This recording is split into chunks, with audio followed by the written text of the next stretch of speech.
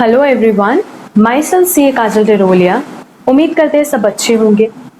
आज statistical description of data से related हमारा लास्ट क्लास है। इसके बाद हम तुम लोगों को न्यूमेरिकल क्वेश्चन सॉल्व करवाएंगे, ठीक है, जो कि बेसिकली हमारे इंस्टीट्यूट की मटेरियल के जितने भी क्वेश्चंस हैं हम लोग उसकी कवरेज करेंगे। क्लियर? तो चलो हम लोग स्टार्ट करते हैं आज का topic, statistical description of data. इसमें हम लोग का ऑलमोस्ट पॉइंट्स तो हम लोग ने कवर कर लिया था। अगर लास्ट पॉइंट आप लोग को याद हो तो हमने ये देखा था कि हम किस तरीके से डेटा का प्रेजेंटेशन करते हैं, जिसमें हमने क्लासिफिकेशन की बात की थी and mode of presentation of data की बात की थी। आज हम लोग बात कर रहे हैं अगेन कि जो भी हम रॉ डेटा कलेक्ट करके लाते हैं मार्केट से, उसका हम प्रेजेंटेशन कैसे करते हैं। ठीक है, तो बेसिकली जब हम डेटा कलेक्ट करके लाए तो आप लोगों को ये तो पता चल गया कि किस तरीके से mode of presentation of data होता है। बट उसमें तीन चीज का आपको और ध्यान रखना है कि जब हम रॉ डेटा लेकर के आते हैं तो आइदर उसको सीरियल नंबर में अरेंज करते हैं और अल्फाबेटिकल वे में हम उसको अरेंज करते हैं। सीरियल नंबर मतलब क्या हो गया, 1 2 3 4, एंड अल्फाबेटिकल मतलब ABCD। इसी तरीके से आप अरेंज करते हो ना, रॉ डेटा को कैसे अरेंज करते हैं हम उसकी बात कर रहे हैं। सेकेंड हमारे पास मेथड है सिंपली कि हम किसी भी डेटा को असेंडिंग या डिसेंडिंग ऑर्डर में अरेंज करते हैं। अब असेंडिंग डिसेंडिंग मतलब क्या होता है? असेंडिंग मतलब 1 2 3 4 बढ़ते हुए, एंड डिसेंडिंग मतलब घटते हुए 4 3 2 1। तो इस तरीके से भी हम डेटा को अरेंज कर सकते हैं। बट जब हम इस तरीके से डेटा को अरेंज करते हैं तो इस अरेंज्ड डेटा को हम और क्या बोल सकते हैं? एरे डेटा और एरेड डेटा। क्लियर है? हमने दो चीज बताई कि सबसे पहला हम उसको सीरियल नंबर या अल्फाबेटिकल वे में उसको अरेंज कर सकते हैं 1 2 3 4 ABCD, या असेंडिंग या डिसेंडिंग ऑर्डर में जो हमने रॉ डेटा कलेक्ट किया उसको अरेंज कर सकते हैं। असेंडिंग मतलब बढ़ते हुए और डिसेंडिंग मतलब घटते हुए। बट जब हम डेटा को असेंडिंग डिसेंडिंग ऑर्डर में अरेंज करेंगे बेटा तो उसको हम क्या बोलते हैं? एरे और एरे डेटा। ये प्लीज नोट डाउन कर लेना। एंड लास्ट हमारा फॉर्म है टेबल और चार्ट्स, जो कि हमने ऑलरेडी देखा था, बट इस पे हमें अभी फर्दर डिस्कशन करना है। ठीक है, ये आप लोग नोट डाउन कर लेना। टेबल और चार्ट्स की बात कर रहे हैं। टेबल क्या है, चार्ट्स क्या है, ये तो आपने देख लिया है ना। बट एक और चीज हमें इसमें बतानी थी, फ्रीक्वेंसी डिस्ट्रीब्यूशन,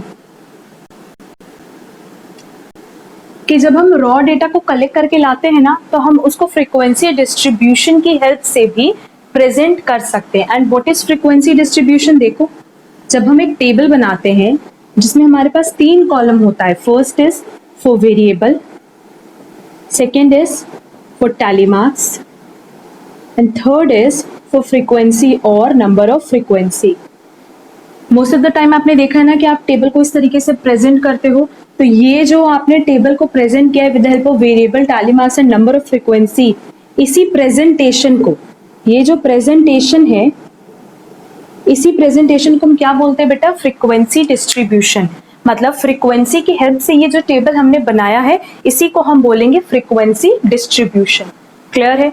तो फ्रीक्वेंसी डिस्ट्रीब्यूशन मतलब सिंपली क्या हो गया, जहां पे आप अपने रॉ डेटा को प्रेजेंट करते हो in the form of table with the help of variable, tally marks and number of frequency, तो इस वे ऑफ प्रेजेंटेशन को हम बोलेंगे फ्रीक्वेंसी डिस्ट्रीब्यूशन। क्लियर है? अब हम लोग फर्दर डिस्कशन कर लेते हैं कि वेरिएबल क्या होता है, टैली मार्क्स क्या होता है, नंबर ऑफ फ्रीक्वेंसी क्या होता है। चलो, तो फ्रीक्वेंसी डिस्ट्रीब्यूशन मतलब क्या, ये हम लोग समझ गए। फ्रीक्वेंसी डिस्ट्रीब्यूशन मतलब सिंपली हमने क्या बोला, जहां पे हम हमारे गिवन डेटा को प्रेजेंट करेंगे किसमें? In the form of table.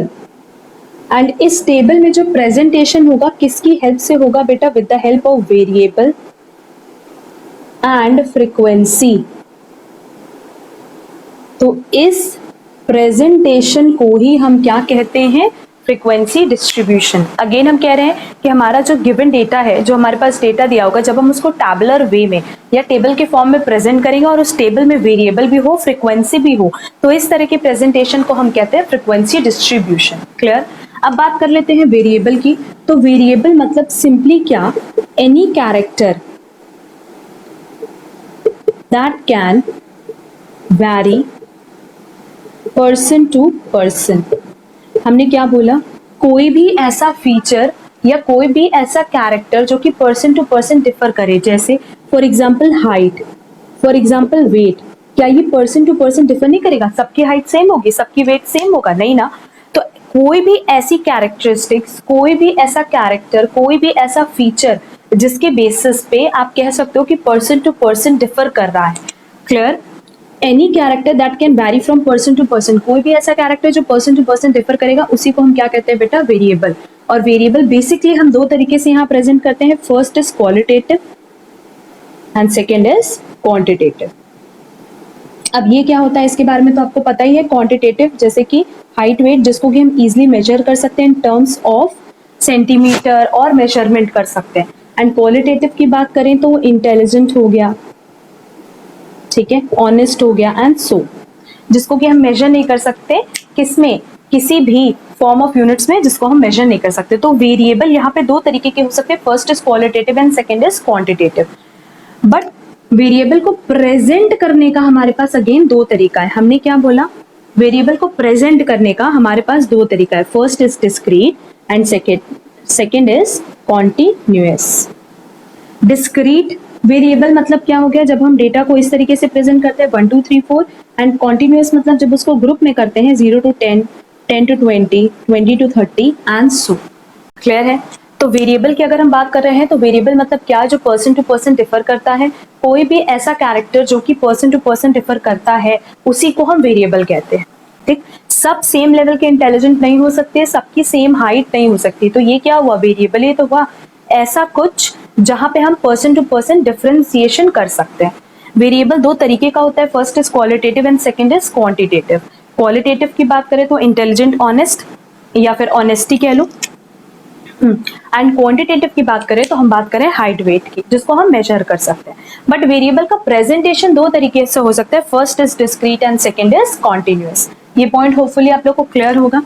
Tally marks हम सबको पता है, टैली मार्क्स मतलब क्या होता है? 1 2 3 4 5, 1 2 3, 1 2 3 4 5, सॉरी, फिर 6 7 8 9 10।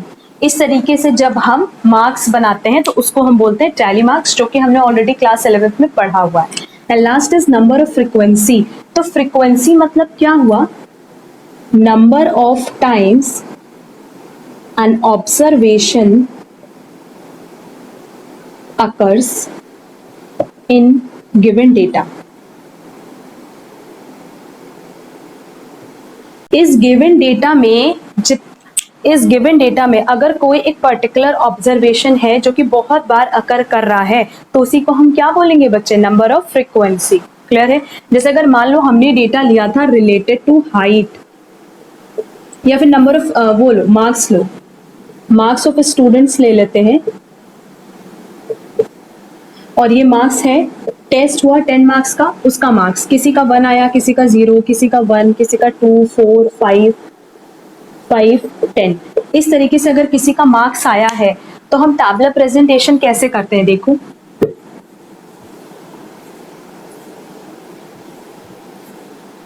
हम क्या करेंगे? यहाँ पे वेरिएबल लिखेंगे। वेरिएबल क्या हो गया बच्चे? Number of marks. क्यों? क्योंकि ये पर्सन टू पर्सन डिफर करता है। फिर हो गया हमारा टैली मार्क्स, एंड लास्ट हमारा क्या हो जाएगा? फ्रीक्वेंसी।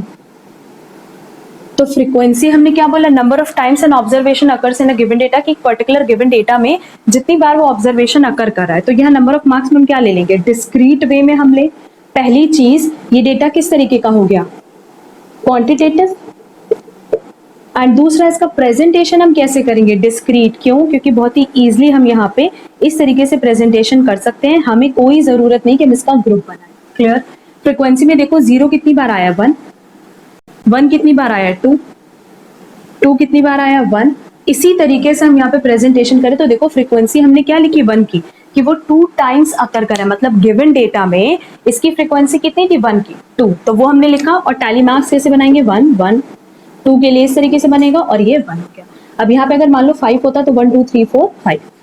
तो ये ओवरऑल हमारा फ्रीक्वेंसी डिस्ट्रीब्यूशन का पूरा कॉन्सेप्ट था, जिसमें हमने बताया कि हमारे पास 3 चीज हमें कंसिडर करनी होती है। पहला इज वेरिएबल, दूसरा हमें टैली मार्क्स देखना होता है और तीसरा फ्रीक्वेंसी देखना होता है। तो वेरिएबल तो सिंपल है, वेरिएबल मतलब कोई भी ऐसी कैरेक्टरिस्टिक्स जो पर्सन टू पर्सन डिफर करती है और उसको प्रेजेंट करने का 2 तरीका है, first is discrete and second is continuous.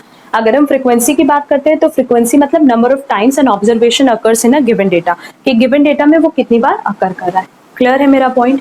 ठीक है, अब हम लोग बात कर लेते हैं कुछ बेसिक टर्म्स की जो कि एग्जाम पॉइंट ऑफ व्यू से रेलेवेंट है। ठीक है, तो उसकी हम कोई नोटिंग नहीं करा रहे, सिर्फ और सिर्फ हम लोग को समझा रहे हैं कि कुछ इंपॉर्टेंट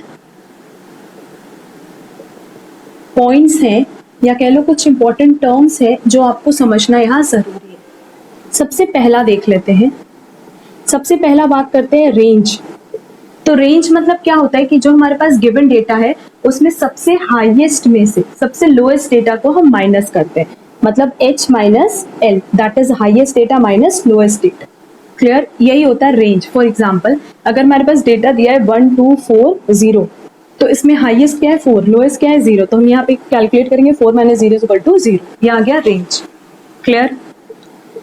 सेकेंड हम ये देख लेते हैं डिस्क्रीट एंड कॉन्टिन्यूस, तो होपफुली अभी आप लोग समझ गए हो। हम लोग बात कर लेते हैं एक्सक्लूसिव सीरीज की एंड इंक्लूसिव सीरीज की। ये बहुत इंपॉर्टेंट पॉइंट है, इसको प्लीज ध्यान से सुनना कि अगर हम लोग बात करते हैं एक्सक्लूसिव सीरीज की, तो एक्सक्लूसिव सीरीज ऐसे बनेगा 0 to 10, 10 to 20, 20 to 30, 30 to 40। मतलब जहां पे 10 यहाँ पे भी इंक्लूडेड है, यहाँ पे भी शो किया गया है, यहाँ पे भी शो किया गया है, बट इसका नाम एक्सक्लूसिव क्यों है? क्योंकि जो इसकी अपर लिमिट है, मतलब ये जो 10 है वो यहाँ ना इंक्लूड करके हम कहाँ इंक्लूड करेंगे? Second class. क्लियर है? इसीलिए एक्सक्लूसिव है कि हम बाद की जितनी भी चीजें उसको क्या करेंगे? एक्सक्लूड करेंगे। बट अगर इंक्लूसिव सीरीज की बात करें तो ये दिया होता है 0 to 10, 11 to 20, 21 to 30, जहां पे 0 भी यही इंक्लूड किया जाएगा और 10 भी यही इंक्लूड किया जाएगा। क्लियर है? अच्छा, इस पे हम पहले एक चीज बता देते कि अगर मान लो मेरे पास इस तरीके से डेटा दिया है 1 2 10 15 20, अगर हमें क्लास बनानी होती है 0 to 10 की और 10 to 20 की, तो यहाँ हम फ्रीक्वेंसी मेंशन करते, ये तो हमारा वेरिएबल हो गया। फ्रीक्वेंसी मेंशन करते तो 0 to 10 के बीच में कितना है 1 2, और 10 to 20 के बीच में 1 2 ये भी नहीं इंक्लूड करते। 10 हमने कहाँ इंक्लूड किया? यहाँ इंक्लूड नहीं करके यहाँ इंक्लूड किया। क्यों? क्योंकि एक्सक्लूसिव सीरीज है। और 20 हमने यहाँ नहीं इंक्लूड किया, बल्कि वो कहाँ इंक्लूड होगा? 20 to 30। क्लियर है मेरा पॉइंट? तो एक्सक्लूसिव सीरीज में बेसिकली ये बोलता है जहां पे हमें एक इंक्लूड करना है और एक एक्सक्लूड कर देना है, वो नेक्स्ट क्लास में लेना है। पर इंक्लूसिव सीरीज में ऐसा नहीं होता, 0 भी यही लेंगे 10 भी यही लेंगे। तो अगर इसके लिए हम ये फॉर्म यूज करते तो 1 2 3 यहाँ पे हम इंक्लूड करते 3 फ्रीक्वेंसी और यहाँ इंक्लूड करते 2, क्योंकि यहाँ पे 0 भी इंक्लूडेड है और 10 भी इंक्लूडेड है, इसीलिए इसका नाम है इंक्लूसिव सीरीज की सब कुछ इसमें इंक्लूड किया जा रहा है। क्लियर है? जब भी हम क्वेश्चन सॉल्व करते हैं तो हम किसकी हेल्प लेते हैं? एक्सक्लूसिव सीरीज की। तो सबसे पहली चीज हो गई कि हमें इंक्लूसिव को हमेशा कन्वर्ट करना होता है एक्सक्लूसिव में। देख लेते हैं कैसे कन्वर्ट होगा। जैसे ये है 0 to 10, 11 to 20, तो अब देखो कन्वर्जन कैसे होता है। इसको हमें एक्सक्लूसिव सीरीज में कन्वर्ट करना है, तो हम करेंगे क्या कि इसमें से 0.5 माइनस करेंगे और इसमें हमेशा 0.5 ऐड करेंगे।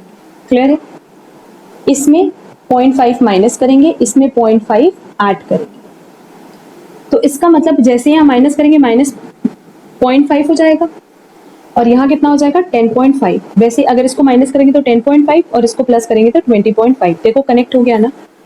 तो सिंपली हमने क्या बोला कि जो हमारे लेफ्ट हैंड साइड चीज है उसमें से 0.5 माइनस करेंगे और राइट हैंड साइड में 0.5 ऐड कर देंगे, तो सिंपली इंक्लूसिव सीरीज कन्वर्ट हो जाएगा इनटू एक्सक्लूसिव सीरीज। ये क्लियर है? एक हो गया एक्सक्लूसिव सीरीज, एक हो गया इंक्लूसिव। एक्सक्लूसिव मतलब जहां पे हम एक इंक्लूड करेंगे एक इंक्लूड नहीं करेंगे, एंड इंक्लूसिव मतलब जहां हमें दोनों चीजें इंक्लूड करनी है। इसके अलावा एक और चीज का ध्यान रखोगे कि इंक्लूसिव को एक्सक्लूसिव में कन्वर्ट कैसे करते हैं, इसमें हम लोग फिर से बाद में डिस्कशन करेंगे, बट उसके पहले एक और चीज देखते हैं। क्या एक्सक्लूसिव सीरीज में अभी हमने बोला 0 to 10, 10 to 20, 20 to 30 इस तरीके से दिया रहेगा ना, तो अलग अलग हम इसको क्या बोलेंगे, क्लास। मतलब ये जो 0 to 10 है ये क्या है, क्लास। 10 to 20 क्या है, क्लास। क्लियर। अब हम लोग देख लेते हैं क्लास लिमिट। क्लास लिमिट इसमें क्या है, इसको हम हमेशा लोअर लिमिट बोलते हैं, जो छोटी वैल्यू होगी, और जो बड़ी वैल्यू होगी उसको हम हमेशा क्या बोलेंगे, अपर लिमिट, पर्टिकुलर क्लास में। तो अगेन इस क्लास के हिसाब से ये लोअर लिमिट है, ये अपर लिमिट है, ये लोअर लिमिट है, ये अपर लिमिट है। क्लियर। एंड लास्ट हमें देखना है क्लास इंटरवल। तो क्लास इंटरवल मतलब जहां हम upper limit minus lower limit करते हैं। क्लास इंटरवल मतलब इसके बीच का डिफरेंस। तो इसके बीच का डिफरेंस कितना हो गया, 10 10 10। कैसे निकाला, upper limit minus lower limit, upper limit minus lower limit, upper limit minus lower limit. तो ये तीन टर्म तुम लोग के लिए बहुत इंपॉर्टेंट है एक्सक्लूसिव सीरीज के पॉइंट ऑफ व्यू से, कि इंडिविजुअली हम इसको क्लास कहते हैं। ठीक है। क्लास लिमिट मतलब हो गया जो छोटी वैल्यू वो लोअर लिमिट, जो बड़ी वैल्यू वो upper limit, and upper limit and lower limit के डिफरेंस को हम क्या बोलेंगे बेटा, क्लास इंटरवल। क्लियर। ये प्लीज आप लोग नोट करते जाना, इसकी हम कहीं नोटिंग नहीं करा रहे, यही समझा रहे। अब बात करते हैं इंक्लूसिव सीरीज की। तो ये हो गया 0 to 10, 11 to 20, 21 to 30। क्योंकि ये एक्सक्लूसिव सीरीज था और ये इंक्लूसिव सीरीज है, तो दोनों को डिस्टिंग्विश करने के लिए हमने नाम भी अलग अलग दिया है। जैसे इंडिविजुअली तो अभी भी हम इसको क्या बोलेंगे बच्चे, क्लास। क्लियर है। बट अब यहां पे एक नया टर्म आया, क्लास बाउंड्री। क्लास बाउंड्री मतलब जो छोटी वैल्यू है वो लोअर क्लास बाउंड्री, जो बड़ी वैल्यू है वो अपर क्लास बाउंड्री। छोटी वैल्यू लोअर क्लास बाउंड्री, बड़ी value upper class boundary. Clear है। एंड लास्ट हमारा आ गया क्लास मैग्नीट्यूड। क्लास मैग्नीट्यूड मतलब इसके बीच का जो डिफरेंस है। तो डिफरेंस क्या हो गया, upper class boundary minus lower class boundary. हमने ऐसा क्यों किया, सिंपली जब हम टर्म सुने क्लास इंटरवल या class limit, class boundary, class magnitude, तो हम उसको डिस्टिंग्विश कर सकें कि अच्छा ये एक्सक्लूसिव सीरीज की बात कर रहा है कि इंक्लूसिव सीरीज की। क्लियर है। तो इंक्लूसिव सीरीज में इंडिविजुअली तो उसको क्लास बोलेंगे, बट जो छोटी वैल्यू है उसको बोलते हैं लोअर क्लास बाउंड्री, बड़ी वैल्यू को अपर क्लास बाउंड्री, और उसके बीच के डिफरेंस को क्या बोलेंगे बेटा, क्लास मैग्नीट्यूड। क्लियर है।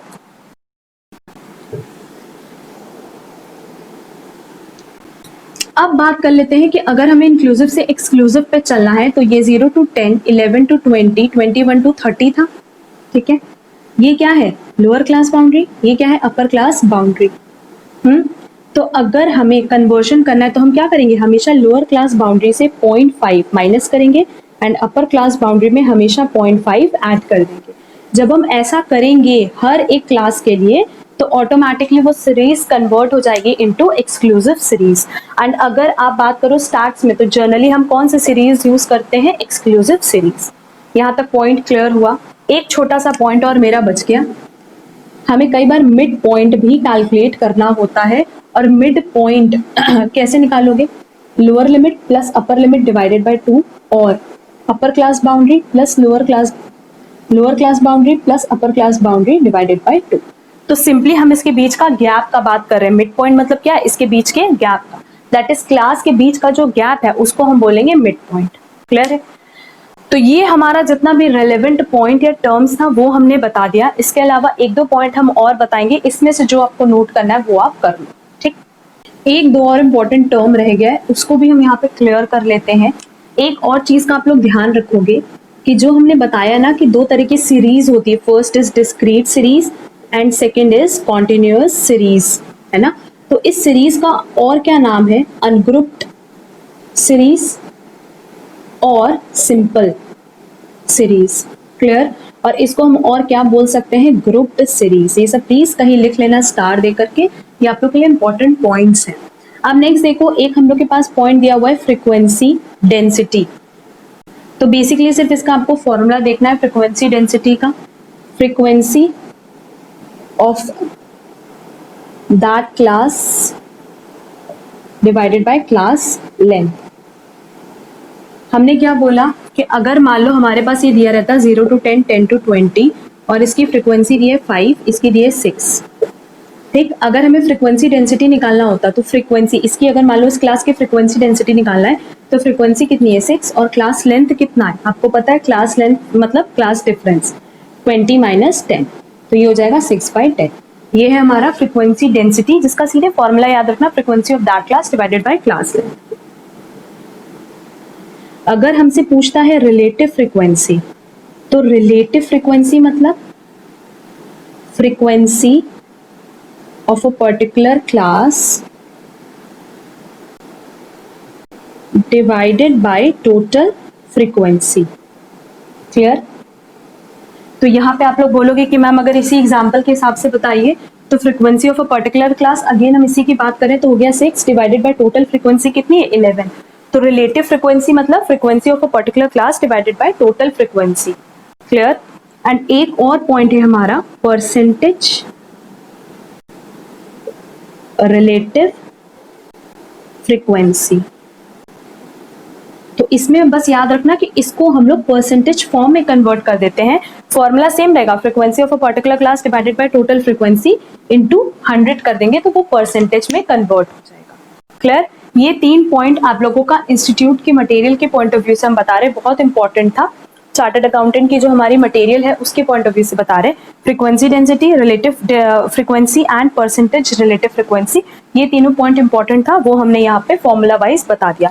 एक लास्ट पॉइंट हम लोग देखेंगे जो कि है क्यूमुलेटिव फ्रीक्वेंसी। ये प्लीज आप लोग नोट कर लेना।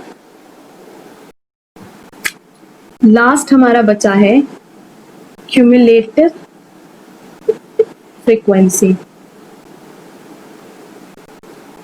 क्यूमुलेटिव फ्रीक्वेंसी नाम से समझ में आ रहा है, क्यूमुलेट मतलब इकट्ठा करना, जोड़ना। ठीक है, जैसे अगेन ये मानते हैं 0 to 10, 10 to 20, 20 to 30 दिया है। ठीक, फ्रीक्वेंसी दी है 2, 4, 5। तो अगर इसका CF निकालना है तो क्यूमुलेटिव फ्रीक्वेंसी क्या हो जाएगा 2, 2 + 4 दैट इज 6, 2 + 4 + 5 दैट इज 11। तो क्यूमुलेट करना मतलब ऐड करना। क्लियर? बट एडिशन में भी ना दो चीज होती है, एक होती है लेस देन सीरीज और एक होती है आपकी मोर देन सीरीज। ठीक, अगर हम लोग बात करते हैं लेस देन सीरीज की, तो लेस देन सीरीज को हम लोग क्या करते हैं, ऊपर से ऐड करते हैं, और अगर मोर देन सीरीज होती बेटा तो उसको नीचे से ऐड करते हैं। जैसे ये तो लेस देन हो गया, और अगर मोर देन सीरीज आपको बोलता कि क्यूमुलेटिव फ्रीक्वेंसी निकालो तो आप कैसे निकालते, देखो यहाँ लिखते 5, 5 + 4 = 9, 5 + 4 + 2 = 11। लेस देन मतलब ऊपर से जब हम लोग ऐड करते हैं डेटा को, एंड मोर देन मतलब जब नीचे से डेटा को ऐड करते हैं। क्लियर है ये पॉइंट? तो ये दो तरीके से हम लोग क्यूमुलेटिव फ्रीक्वेंसी को प्रेजेंट कर सकते हैं। First is less than series and second is more than series. Less than basically यही चीज होता है कि जब भी आप इससे डेटा बनाओगे तो कैसे बनाओगे, लेस देन 10 है ना, less than 10, less than 20, less than 30। तो लेस देन 10 एक्चुअल में कितना है, 2 ही तो है, इसीलिए हमने बोला आपको ऊपर से ऐड करने के लिए।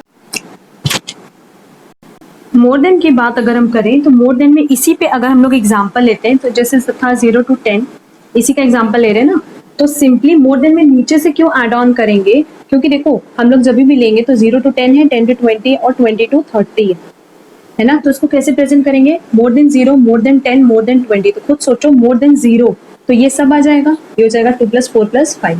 मोर देन 10, 10 से ज्यादा कितना है, ये दोनों 4 + 5, एंड 20 से ज्यादा कितना है, ये 5।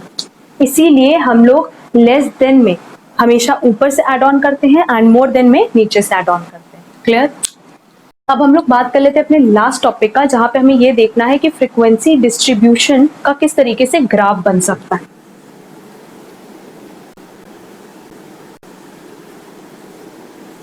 ये इस चैप्टर का लास्ट पॉइंट है।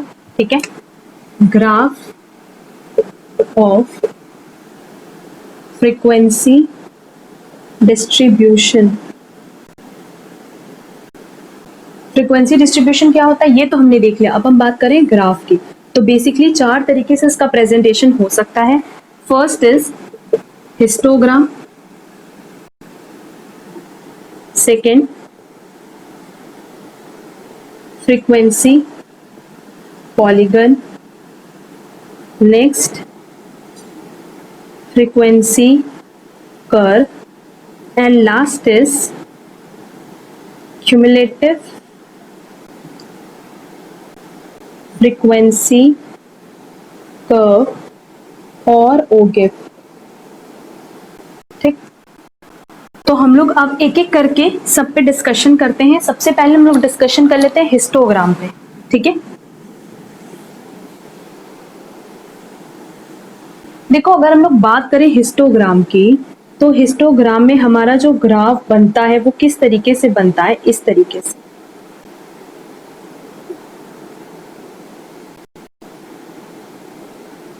मतलब हमने बोला कि जहां पे हमारा ये जो बार्स है इनके बीच में किसी भी तरह का कोई गैप नहीं होगा। Clear? Bar diagram and histogram में यही डिफरेंस है कि बार डायग्राम में गैप होता है एंड हिस्टोग्राम में किसी भी तरह का कोई गैप आपको नहीं मिलेगा।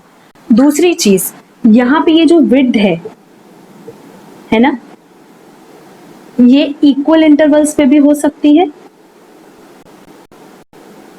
एंड ये फॉर अनइक्वल इंटरवल्स के लिए भी हो सकती है। मतलब जैसे अगर मान लो हमारे पास डेटा दिया है 0 to 10, 10 to 20, 20 to 30 एंड हमारे पास फ्रीक्वेंसी दी है 10, 20, 30, तब तो हमने इस तरीके से प्रेजेंट कर दिया। ये एक्स एक्सिस है, ये वाई एक्सिस है, ये है 0, 10, 20, 30, 40, 50, 60।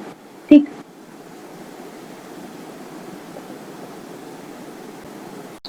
क्लियर है?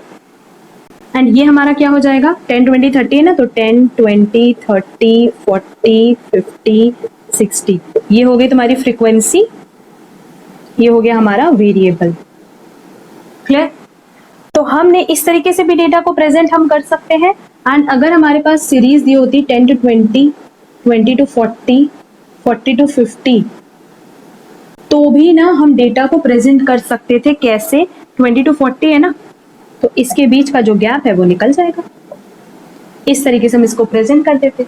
तो हिस्टोग्राम में आपको क्या ध्यान रखना है, सबसे पहला ये ग्राफ, ये प्रेजेंट करता है किसको, फ्रीक्वेंसी डिस्ट्रीब्यूशन टेबल को, पहली चीज हो गई। दूसरा, फ्रीक्वेंसी डिस्ट्रीब्यूशन टेबल को प्रेजेंट कर रहे हैं with the help of frequency and variable. Second, आप इसको इक्वल विड्थ या अनइक्वल विड्थ दोनों की ही हेल्प से, equal class interval, unequal class interval, दोनों की ही हेल्प से हम हिस्टोग्राम बना सकते हैं। तीसरा, हिस्टोग्राम में बार्स के बीच में किसी भी तरह का कोई गैप नहीं होता। इसका मतलब ये हमेशा किसकी हेल्प से बनेगा बेटा, एक्सक्लूसिव सीरीज की हेल्प से। अगर इंक्लूसिव सीरीज होता तो ऑटोमेटिकली क्या होता, गैप बन जाता। इसीलिए हमने क्या बोला कि अगर ये विदाउट गैप है, इसका मतलब ये with the help of exclusive series ही बनेगा। क्लियर है? एंड जो इसकी हाइट है वो क्या शो करेगी, अगेन इसकी फ्रीक्वेंसी। तो with the help of histogram हम इजिली क्या कैलकुलेट कर सकते हैं, मोड। क्योंकि मोड मतलब क्या होता है, हाईएस्ट फ्रीक्वेंसी, जो कि हम नेक्स्ट चैप्टर में देखेंगे। मोड मतलब ही यही होता है कि जिसकी हाईएस्ट फ्रीक्वेंसी होती है। तो इस बार को देख के ही हमें पता चल जाएगा कि किसकी फ्रीक्वेंसी कितनी ज्यादा है और उसी को हम डिक्लेयर कर देंगे मोड। तो with the help of histogram हम क्या फाइंड आउट कर सकते हैं, मोड। क्लियर है? इसके अलावा हिस्टोग्राम में हमें और कुछ भी देखने की जरूरत नहीं। नेक्स्ट हम लोग बात करते हैं फ्रीक्वेंसी पॉलीगन पे। इसी को यूज करना है हमें, ठीक है, इसलिए हम इसको रब नहीं कर रहे हैं।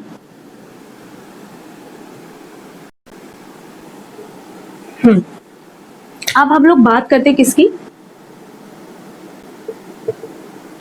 Frequency polygon.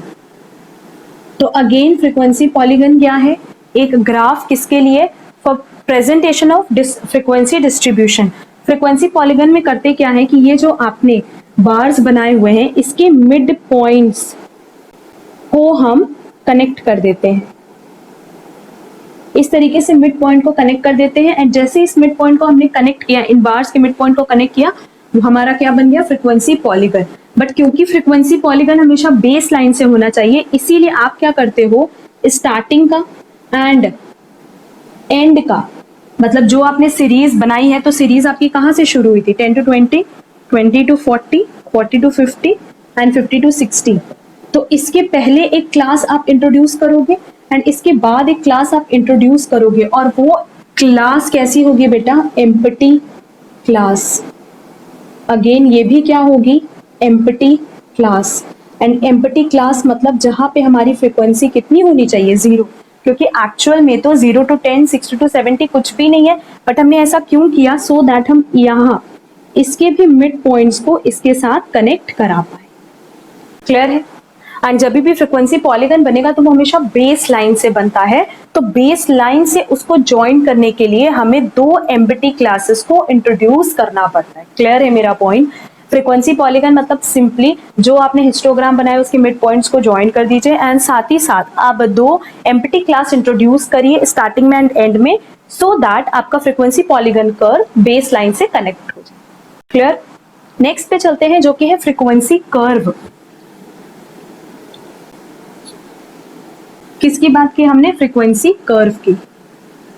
अगर हम बात करें फ्रीक्वेंसी कर्व की तो फ्रीक्वेंसी कर्व मतलब सिंपली कि इसके लिए आपको सबसे पहले हिस्टोग्राम बनाना होगा, नेक्स्ट फ्रीक्वेंसी पॉलीगन ड्रॉ करना होगा एंड तभी आप फ्रीक्वेंसी कर्व ड्रॉ कर पाओगे।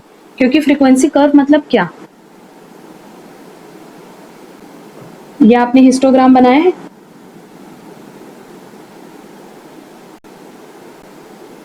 या फ्रीक्वेंसी पॉलीगन बना लो। क्लियर है? अब फ्रीक्वेंसी कर्व मतलब जब आप इस ग्राफ को बिल्कुल फ्री हैंडेड ड्रॉ करो, दैट इज जितने भी शार्प एंड्स हैं आपको उसको कन्वर्ट करना होता है, आपको उसको खत्म करना होता है। ठीक है? मतलब इस ग्राफ को जब हम स्मूथ हैंड से ड्रॉ करेंगे तो होगा क्या कि सारे के सारे शार्प एंड्स, जितने भी इसके शार्प एंड्स हैं वो क्या होंगे? शार्प टर्न्स कह लो, शार्प एंड्स कह लो, वो हम अवॉइड कर पाएंगे। कैसे? जब आप फ्री हैंडेड डायग्राम ड्रॉ करोगे with the help of frequency polygon, तो उसी डायग्राम को या उसी ग्राफ को हम क्या बोलते हैं बेटा? Frequency curve. क्लियर है? तो तीन चीज यहां क्लियर हो गई। हिस्टोग्राम, फ्रीक्वेंसी पॉलीगन कैसे बनेगा with the help of histogram, and frequency curve कैसे बनेगा with the help of histogram and frequency polygon. ठीक है? इसके बाद हमें एक और बात बतानी है कि अगर हम लोग बात करें फ्रीक्वेंसी कर्व की तो फ्रीक्वेंसी कर्व भी 4 टाइप्स का होता है। फर्स्ट बेल शेप्ड,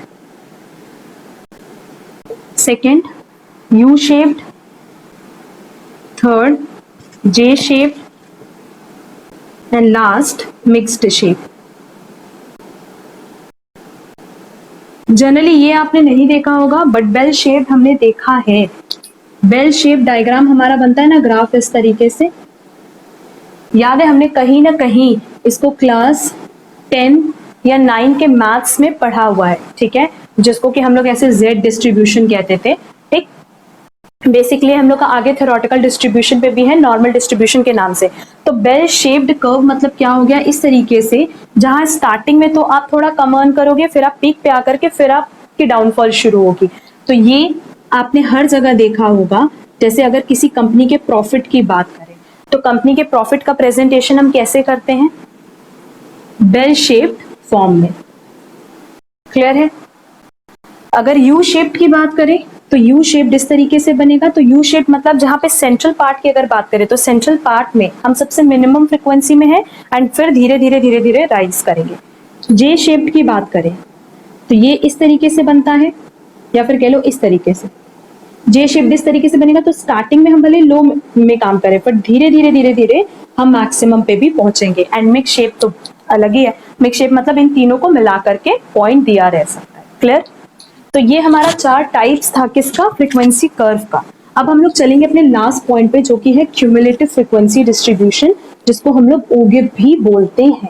उस पे हमने वैसे तो फर्दर डिस्कशन किया ही हुआ है। क्यूमुलेटिव फ्रीक्वेंसी डिस्ट्रीब्यूशन, और हम इसको क्या बोलेंगे बेटा? ओगिव। ठीक?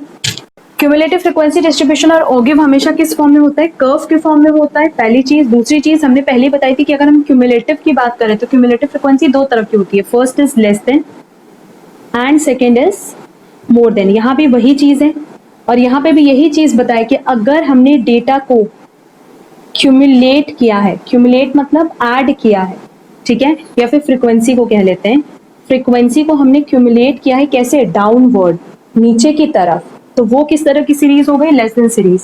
एंड अगर हमने फ्रीक्वेंसी को क्यूमुलेट किया है अपवर्ड मतलब नीचे से ऐड करते गए हैं ऊपर, तो फिर वो कौन सी सीरीज हो गई? More than. तो सिंपली आप लोग को बस इतना याद रखना है कि क्यूमुलेटिव फ्रीक्वेंसी डिस्ट्रीब्यूशन यहाँ भी less than and more then दो फॉर्म का होता है, या कह लो ओगिव दो तरीके का होगा, less than ogive and more than ओगिव।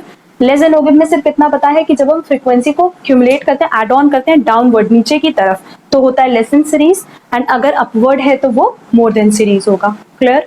इसके अलावा ग्राफ बनाने के लिए जो तुम लोग के एग्जाम पॉइंट ऑफ व्यू से रेलेवेंट नहीं है, फिर भी हम एक पॉइंट बता दे रहे हैं कि लेस देन में जो भी हमारा क्यूमुलेटिव फ्रीक्वेंसी आता है, हम उसको किसके साथ प्लॉट करते हैं? अपर लिमिट के साथ। हमने क्या बोला? लेस देन में हम क्यूमुलेटिव फ्रीक्वेंसी को किसके साथ प्लॉट करते हैं? अपर लिमिट के साथ। और क्यों?